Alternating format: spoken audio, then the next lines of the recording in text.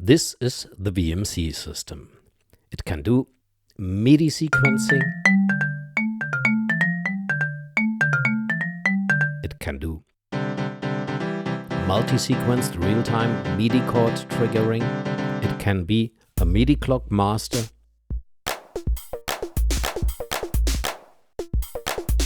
It can cook coffee. Okay, we are still working on this, but it definitely won't go out with the dog when it's raining. The VMC system consists at the moment of a core module and some MIDI I/O modules. The core module provides an Arduino Nano, 5 buttons start, stop, write, function 1 and function 2, trigger inputs for start, stop and clock, 2 control voltage inputs, 2 knobs to set the amount of those control voltages, a knob for the internal clock setting, and last but not least, a character display. The core module is connected to the MIDI I/O modules with a ribbon cable. The MIDI I/O modules provide 5-pin sockets and mini jack sockets. It is possible to combine 3 core modules. You control them from one input module and will have 3 separate outputs. There's also a smaller I/O module with only mini jack sockets. As there are different pinouts for MIDI over mini jacks, we also provide an adapter module which converts between the standard pinout and the pinout which is used, for example, by Arturia or Novation. The modules are available also as kits, and even the PCB and the front panel are available separately. So, what is the available software? It all started with the SQ3P. This is a polyphonic MIDI step sequencer in the style of the Roland SH101 and the Roland SQ3P, hence the name. You enter notes via a MIDI keyboard and can add step prolongations or pauses using the function buttons. The sequencer can be clocked by an internal clock, by MIDI clock, in various division settings, or it can be advanced stepwise by an external gate signal.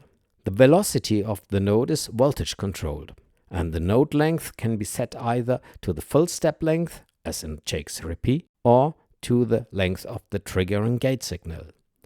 In this gate signal mode, the note length can be controlled by a voltage too. There is a mute pause mode that mutes the MIDI out while the sequence is running on. You either may unmute the sequence immediately or at the next start of the sequence. And last but not least, there are various transpose modes. In continuous mode, all incoming note events are used for transposition.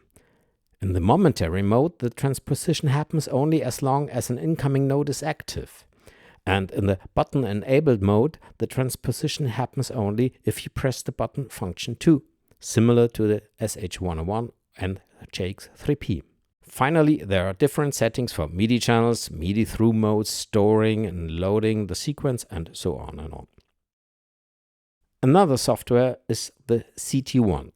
It converts the VMC1 into a chord trigger module.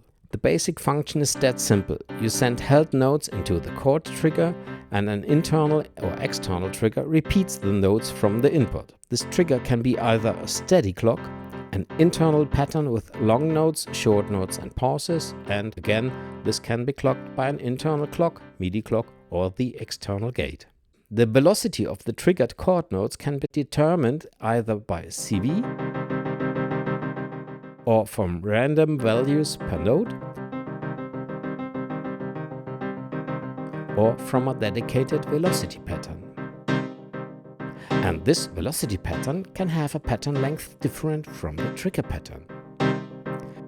The third software available is the MC1.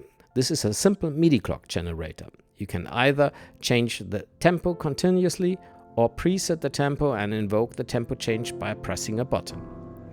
At the moment we develop further software, so the next one will be called SQ4M. It will be a multi-track monophonic sequencer similar to the SQ3P, but it can sequence all kind of data like notes, velocity, control change data, program changes, pitch bend, aftertouch.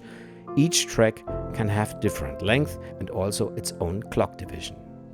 The hardware and the software of the VMC system is open source. You may find all information and the possibility to buy the modules on my website https://florian-anwander.de. Stay tuned.